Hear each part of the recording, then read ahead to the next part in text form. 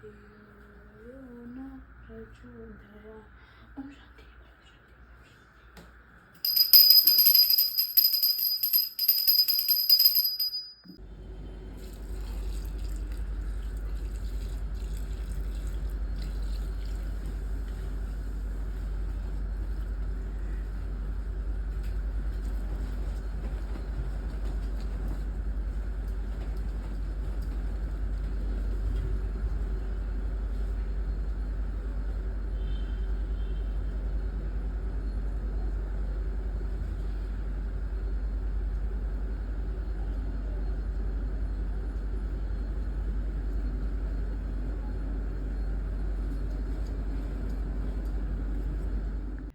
नमस्कार दोस्तों, कैसे हैं आप लोग। उम्मीद है अच्छे और स्वस्थ होंगे और होना भी चाहिए। तो दोस्तों, आज मैं कुछ बातें आप लोग के सामने लेकर आई हूँ कि आप लोग इस बात को समझेंगे। सो प्लीज़ पहले इस वीडियो को आप लोग पूरी से पूरी तरह से देखिएगा, कहीं स्किप मत करिएगा, ध्यान से सुनिएगा, क्योंकि सच्चाई जो है वही मैं आप लोग के सामने लेके आ रही हूँ। आप लोग को ये लग रहा है कि चलो झूठ फरेब दिखावा, झूठे चीज़ें देख के खुश हो जाएं, तो ऐसे नहीं करना है। जिसका बना बनाया है उसके आप लोग और सपोर्ट कर रहे हो, और जो दुखी है उसके आप लोग ब्लॉग तक नहीं देखते, वीडियो नहीं देखते, सच्चाई क्या है नहीं समझते। सो प्लीज़ आप लोग अपना सपोर्ट बनाइए और इस वीडियो को ज़्यादा से ज़्यादा शेयर कीजिए। मैंने आप लोग को कल ब्लॉग में अपने दिखाया था अपने हस्बैंड को, उसके बाद भी आप लोग को समझ में नहीं आया। मैं आप लोग के सामने कुछ झूठ गलत लेके नहीं आई हूँ और न ही गलत की हूँ, क्योंकि अच्छे इंसान के साथ ही गलत होता है। मुझे कुछ न बनाना है न दिखाना है। बनाना क्या है? हवा में रहने के बाद भी एक समय ऐसा आता है कि ज़मीन पर ही आना पड़ता है। मेरा शुरू से नेचर रहा है कि जितना चादर हो उतना भी पैर मत फैलाओ, सिकोड़ के रहो, ताकि किसी के आगे रोना ना पड़े। लेकिन कहाँ, किस्मत को जो मंजूर होता है वही होता है। मेरे पति भी लोगों का बहुत सपोर्ट किए, सबका साथ दिए। आज उन्हीं लोग का आशीर्वाद है कि डॉक्टर ने जवाब दे दिया था। उन लोग के आशीर्वाद से ही आज मेरे पति बच गए हैं, क्योंकि मेरे पति ने भी कभी किसी का बुरा नहीं चाहा। और लोग कहे भी कि मैं भाई साहब का एहसान कभी नहीं भूलूंगा। कहीं से कोई ज़रूरत पड़े तो मैं खड़ा रहूँगा या रहूँगी। लोगों ने किया भी, जो इनके दोस्त थे, इनके ऑफिस वाले थे, उन लोगों ने किया भी। लेकिन जो अपने थे उन लोगों ने ऐसी स्थिति में धोखा दे दिया। उन्हें लगा कि चलो अब एटीएम मशीन ख़राब हो गया, अब हम लोग की मुरादें कैसे पूरी होंगी, अब तो कुछ नहीं कर पाएगा, न आ पाएगा, न रिश्तेदारी कर पाएगा। जिस रिश्ते से कोई मतलब नहीं था, जो रिश्ता इस समय ये हालत होने के बाद पूछा तक नहीं कि कैसे हैं, उस रिश्तेदारी के लिए हमसे लड़ा गया। आज ये जो कंडीशन है इनकी, उसी रिश्तेदारी के वजह से, उन्हीं लोगों के वजह से हुई। टेंशन ले लेके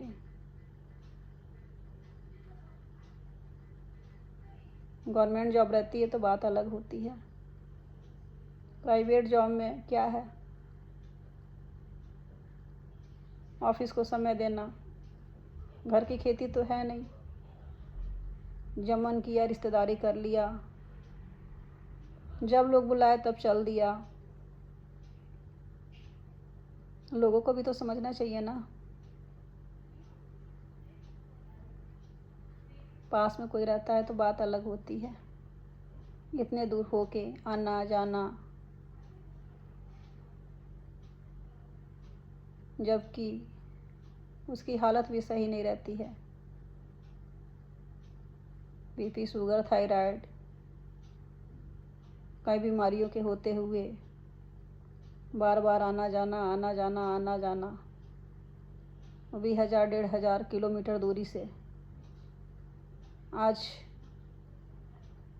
वो रिश्तेदारी नहीं पूछ रही है, वो घर नहीं पूछ रहा है जो अपने हैं, जिस रिश्तेदारी का कोई मतलब नहीं था। आप लोग समझ सकते हैं कि ये कंडीशन होने के बाद एक पत्नी ही सब कुछ अपने पति को करती है, और मुझे गर्व है। मैं करूँगी, करती रहूँगी, खड़ा करके भी रखूँगी। मैं ही खड़ा करूँगी, क्योंकि मैं औरतों के जैसे नहीं हूँ जो चलो पति के पास जब तक था तब तक मज़े ले लिए, आज पति पे गुजर रही है तो छोड़ दें। मैं उनकी पत्नी हूँ। आप लोग आज कल की कहानियाँ भी देख रहे हैं, पत्नियाँ भी स्वार्थी हो गई हैं। आज तक तो सुनने में आया था कि हाँ पत्नी स्वार्थी होती है, लेकिन ये सुनने में नहीं आया था कि माँ बाप भी स्वार्थी होते हैं। माँ बाप भी स्वार्थी हो गया। लोग यहीं पे आके एहसान जताए कि मैं आया हूँ, और कोई नहीं, मैं आया हूँ, वो भी मेरे फ़ोन करने पे। सोचे कि चलो ऐसे हो रखा है, एक बार फ़ोन करके बोल देती हूँ कि भाई जो जन्मदाता है एक बार आके देख लीजिए, कंडीशन है तो। आने के बाद भी 2 दिन आराम किया गया दूसरे के घर रह के, वो भी ब्रेन हेमरेज होने के बाद। आज तक मैं देखी न थी न सुनी थी। ऐसे कंडीशन होने के बाद जो जहाँ से रहता है डायरेक्ट हॉस्पिटल में ही आता है, वहाँ ना आके आराम किया गया। उसके बाद मेरे पास आके हिसाब किताब मेरा लिया गया, सोया गया बेड पे, हॉस्पिटल के ही बेड पे। अपनी बस अय्यासी, खाना पीना, सोना, नाश्ता, यहाँ तक कि उस समय जिसके हस्बैंड को ऐसे हो रखा है, लोग आते थे देखने तो बोला क्या जाता था कि नाश्ता नहीं कराइयो। अब आप लोग खुद सोचिए, नाश्ता पानी नहीं कराई हो, क्या शादी था? शादी था, पार्टी हो रहा था कि कोई खुशखबरी थी? खुशखबरी रहती तो वैसे ही मिठाई का डिब्बा लेके आदमी आगे आ जाता। ये बोला गया नाश्ता पानी नहीं कराई हो, कहाँ से कराती? मेरे पास तो सीधे फ़ोन आया, बच्चों को स्कूल छोड़ के आई थी। आप लोग को भी पता है, जो लेडीज़ें अपने बच्चों को स्कूल भेजती हैं सुबह से लग जाती हैं, ऑफिस में हस्बैंड को भेजती है, सुबह से लग जाती है काम में। आजकल तो लोगों के बच्चों के बैन लगे हुए हैं, ट्यूशन के लिए लगे हुए हैं। मेरे ऊपर सारी जिम्मेदारी क्या, पति देखते थे, कहते थे कि चलो कोई मेड रख लो। मैं कहती थी नहीं, मेड रखूँगी उसे देना पड़ेगा, मुझे बच्चों का ख्याल रखना है, मुझे नहीं रखना। स्कूल ले आना, ले जाना, बच्चों की तैयारी करना, लंच बनाना, हस्बैंड को टाइम से भेजना। हस्बैंड और दोनों बच्चे मेरे साथ ही निकल जाते थे। हस्बैंड ऑफिस के लिए और दोनों बच्चों को लेके मैं स्कूल चली जाती थी। स्कूल से जब मैं आई,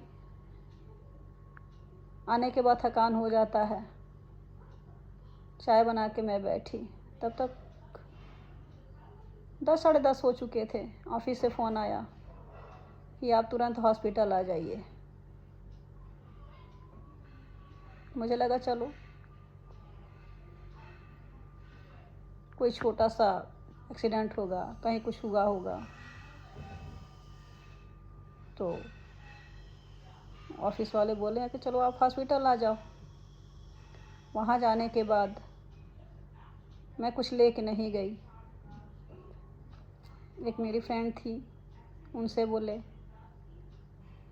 कि मुझे हॉस्पिटल जाना है और मुझे आपकी हेल्प की ज़रूरत है, क्योंकि उस समय सारे ऑफिस में लोग निकल चुके थे और वैन का इंतज़ार मैं कर नहीं सकती थी, क्योंकि मुझे आइडिया नहीं था कि कैसे वैन से जाया जाता है। कहीं ना मैं आती थी ना जाती थी। जहाँ भी जाना होता था अपने हस्बैंड के साथ ही घूमना फिरना, दोनों बच्चों के साथ यही करती थी। कभी अकेले कहीं दूर नहीं गई थी। दूर क्या, 500 मीटर दूरी से आगे अकेले कभी निकली ही नहीं थी। मैं हॉस्पिटल गई अपने सहेली के हस्बैंड के साथ। उन्होंने मुझे अपने गाड़ी में बैठा के ले गया। वहाँ जाने के बाद जब वहाँ पे इनका कंडीशन देखे, इनको तो हम नहीं देख पाए, डॉक्टर का पहले से ही फ़ोन आ रहा था और इनके ऑफिस के एचआर का फ़ोन था। उन्होंने एडमिशन करा दिया था इनका।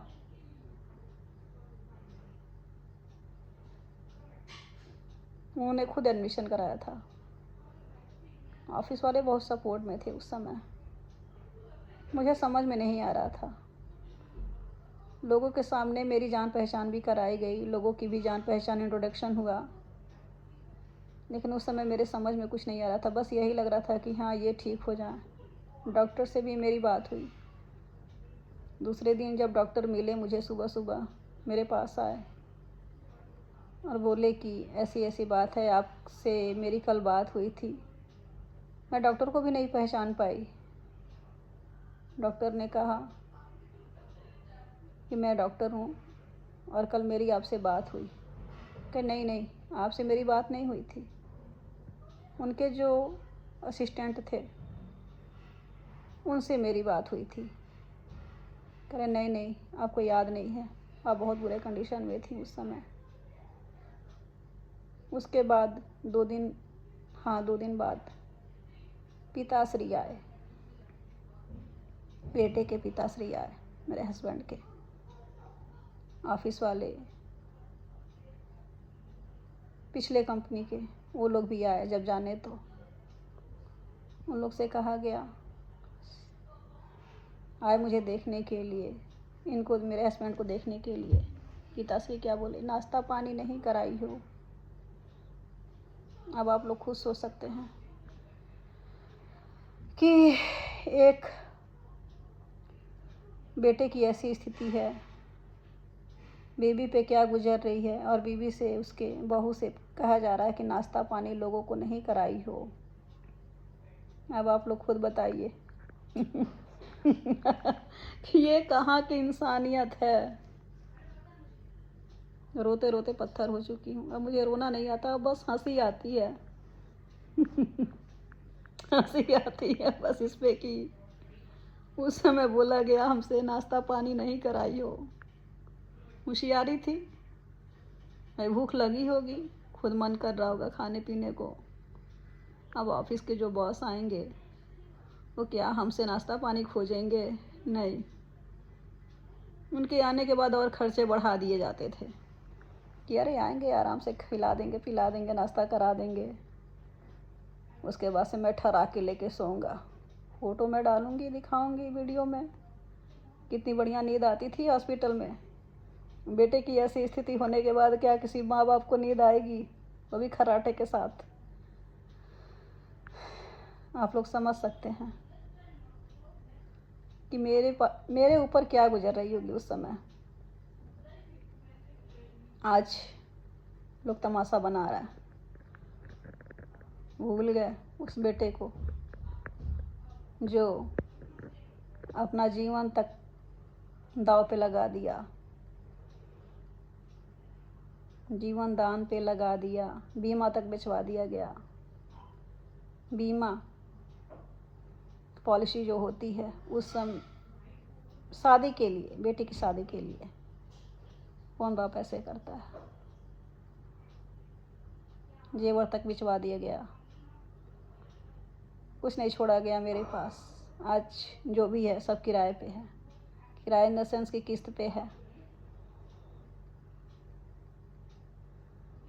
मेरी कहानी भी आप लोग को समझ में नहीं आ रही है, बस यही लग रहा है कि चलो ये हंस रही है, इसको खुशी है, लेकिन रो के मैं कितना रोऊं आप लोग खुद देख सकते हैं। बिना चश्मा लगाए मुझे कुछ दिखता नहीं है, रोऊंगी नहीं दिखेगा, फिर पति का सेवा कैसे करूंगी, बच्चों की देखभाल कैसे करूंगी। सो दोस्तों प्लीज़ आप लोग इस वीडियो को ज़्यादा से ज़्यादा शेयर कीजिए। इस बीच में मैं दिखाऊंगी, पता नहीं अलाउड है कि नहीं है, कि ऐसी स्थिति में लोग आके मेरे पास क्या किए। आज मजाक बना रहे हैं मेरा, तमाशा बना रहे हैं मेरा। कहाँ से हेल्प करना चाहिए।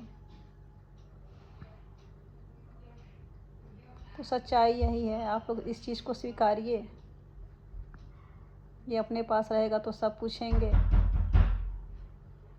और नहीं रहेगा तो कोई नहीं पूछेगा, ये सच्चाई है।